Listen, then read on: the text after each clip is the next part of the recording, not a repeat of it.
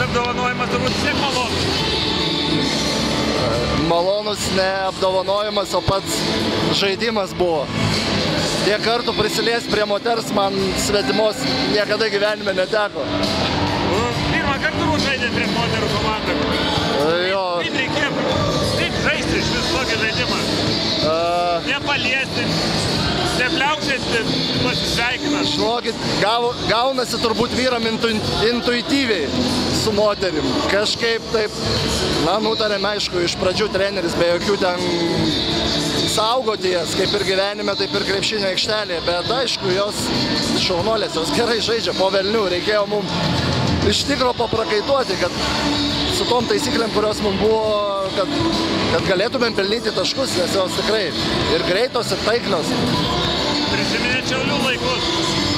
Antanas Sireika, Robertą Giedraitį, Vaidą Pauliukėną kartu.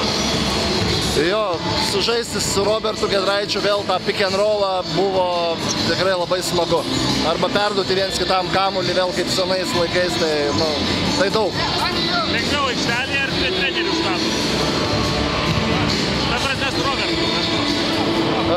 Kad su juo, kad aš nežinau, mes gal taip sakykim bendraminčiai esam. Iš tikro, man labai geras su juo tiek aikštelėje, tiek trenerių štabe.